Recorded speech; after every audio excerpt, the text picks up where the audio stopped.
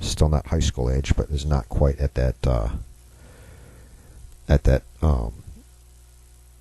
pre-reading age, so to speak, I would be outraged. So, that already bothered me. But then they have this new textbook for freshmen, and it talks about all kinds of how-to things, including how to use female self-gratification massage tools. Those are called vibrators, folks.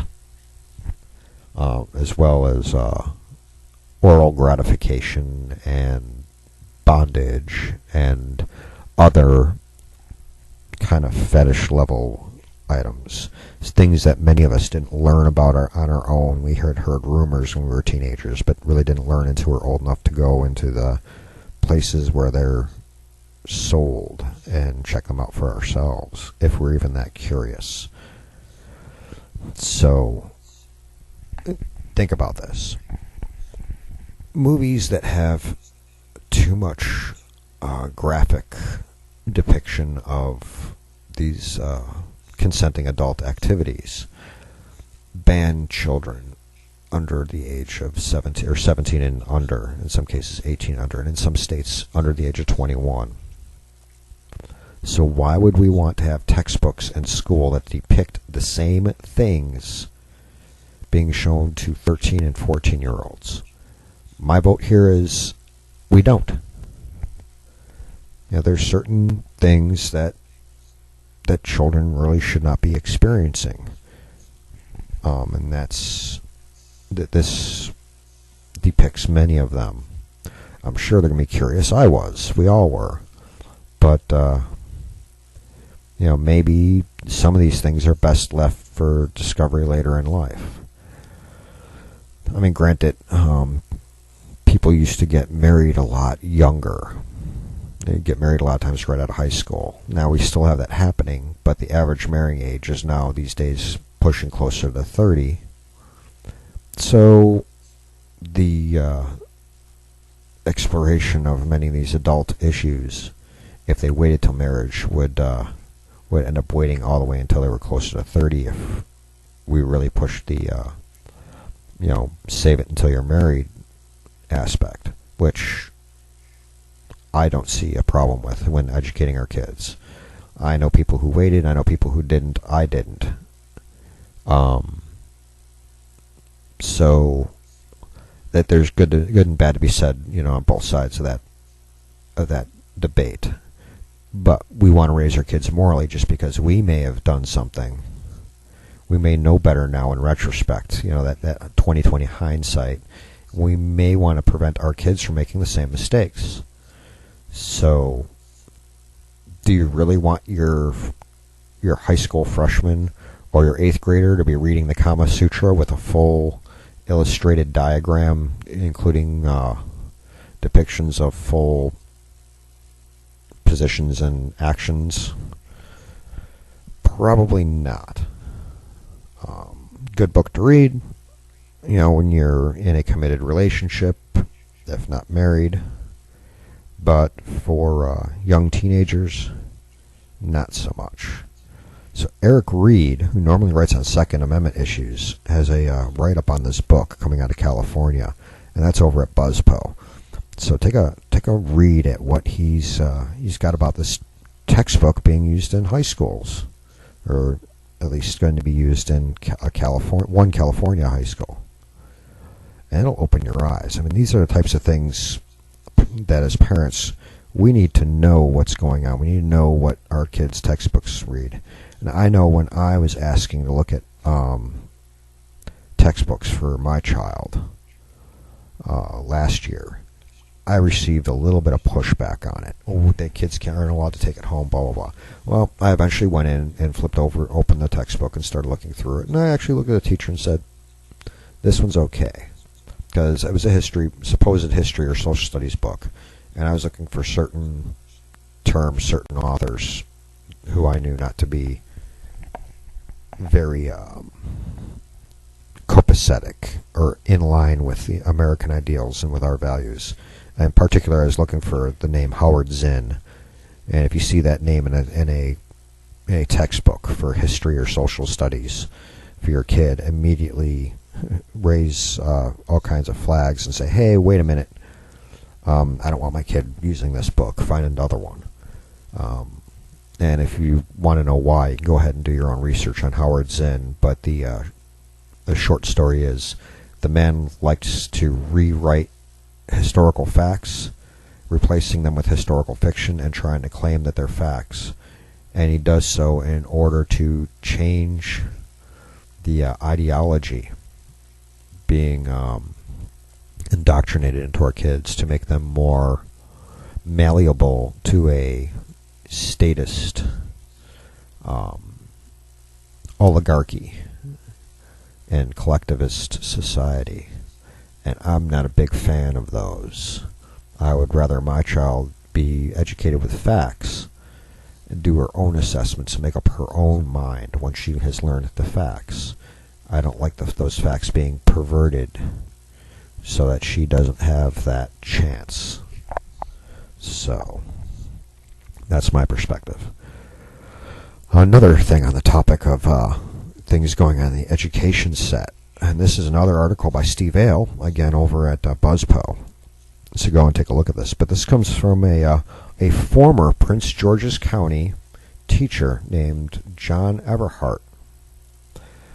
He was taught at Largo High School, and trying to see which state this was in. So Prince George's County, isn't that over somewhere on the East Coast? I don't know, I'm down in this little speck of dirt, this insignificant speck of dirt that nobody pays attention to called Texas. So I'm not exactly sure where Prince George County is, but for some reason I'm thinking it's Maryland. I don't know. My geography isn't that great. I must have been reading in a Howard Zinn textbook when I was going through high school and studying my high school geometry. I don't know, or geography rather. I don't know where every county in the United States is located. But I can point out Iraq on a map. Anyway, this teacher, Mr. Everhart, was, he thought he was being abused, racially abused, because he was lighter complected. He was a lighter complected member of the human race, what some people would call a Caucasian. And the principal, who happens to be a lot darker complected, on more than one occasion, according to Mr. Everhart, the principal, whose name is Angelique Simpson Marcus, referred to the teacher as poor white trash and a white B ... and kind of treated those who are not didn't look the same as her in a rather negative manner. Well, Everhart sued the principal in the school, or is suing. Don't know exactly what's going to happen with the case, but the case is based, of course, around the Civil Rights Act of 1964 and the 14th Amendment. And Title VI of the Civil Rights Act states that since the school received money from the federal government, it must prohibit discrimination on the basis of race, color, and national origin in programs and activities that receive financial assistance, federal financial assistance. And since the school does, it evidently should not be doing that kind. The principal should be making those kind of remarks regarding a teacher who's lighter complected. And of note, Everhart used to get extremely high evaluations, and even won Teacher of the Year prior to this new principal coming in. This new principal then turned around and after years and years of very high marks and very high evaluations from his superiors, as well as fellow students and their parents. Well, now, he still maintained his popularity, but the principal started giving very poor ratings. Now, of course, the principal denies having said anything and said that the jury won't buy the argumentation. And the school's faced similar lawsuits from other teachers in the past, and they got through all of them. Okay. Think about this. Several other teachers in the past have brought similar suits against the principal. There's a pattern here, folks, including among those who have done so is a lighter-skinned, dark-complected individual, or as you might call him, a light-skinned black man, possibly even a mulatto. Don't really know. I haven't seen a picture of him and haven't met him and talked to him myself. But he was denied promotion because his skin was, in quotes, not dark enough. So there's a pattern here, folks. So other things to look at. Your school claims to be opposed to discrimination. Take a look at how the teachers are treated. Look at how the principals treat the fellow teachers. Look at how the district teaches or treats their teachers and workers of various ethnic backgrounds. If you see a certain group receiving kudos where another isn't, that should send some flares up into the air and raise some flags and start ringing a whole bunch of bells and whistles. Send that tinkle up your leg. You might want to do something about it. So, things to think about in the education field, folks. Also, with school starting soon.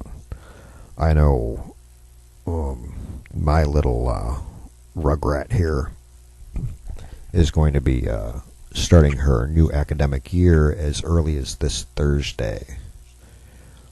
Going to school for a little bit, and then again next week starting full time. Now, the junior free-range Texan did do some academic stuff over the last couple of weeks. It was really interesting because she's really, really smart when it comes to science and math and technology. She's at her last school. She was well ahead of the curve in those areas. So we researched and found another school that we could afford that could challenge her in those areas, as well as bring her other subjects up to where we know she can perform, but has been kind of held back because of a very poor curriculum.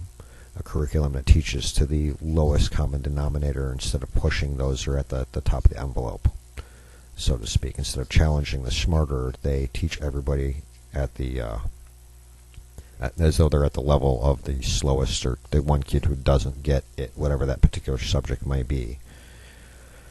Now, I don't believe in leaving kids behind necessarily, but do you retard the progress? Do you slow the progress of those of your average students or above average students while you wait for that one or two that just don't get it to catch up? My answer to that is no. The one or two that need to catch up, what you do is you spend some extra time with them after you've taken care of the average students and the above average students. Those who aren't performing as well, they get to come after school for extra tutoring, or they get to spend their lunch period with a tutor instead of in the cafeteria. There's a whole wealth of other answers other than holding back those who want to get on to the next subjects from doing so. Because what happens when you start holding really smart kids back and keep them from learning the new stuff? They get bored. And what do bored kids do? They do mischievous things.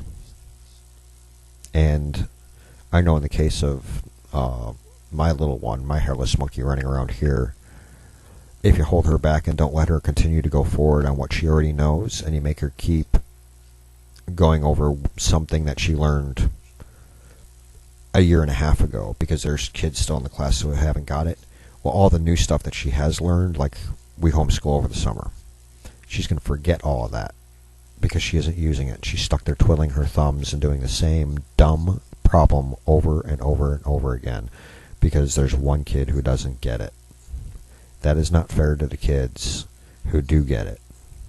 You need to push them and keep them going forward. You need to work with the ones who don't during their time, not the time that is for learning the new stuff. And again, that's my 2 cents. But that's our little Monday morning show, kind of focusing a little bit more on the education front, at least for the second half of the show. And that brings us to the end of our show for today, August 11th, 2014. Again, folks, you can call in during the show. It goes live from 8 to 9 a.m. Central Time. So you go ahead and give us a call if you happen to be able to catch the show or you want to bring up a topic and discuss it. And I'll gladly discuss that. I'm a little bit flexible, a little bit more flexible than y'all think. And again, the show is from 8 to 9 a.m. Central Time. And the call-in number here is 520-226-8567. So you can go ahead and give a call when we're live and join the conversation or discuss things with me. Especially those of you who may have a new book coming out or had a book that come out that want to kind of push it a little bit. But then again, this has been the Matuszak Show for Monday, August 11th, 2014. I am your host, Paul-Gregory Matuszak. And we'll see you right back here tomorrow at 8 a.m. to discuss, the news of the day, or whatever comes throughout today and early tomorrow morning. So y'all have a great day and have a great work week. Bye-bye.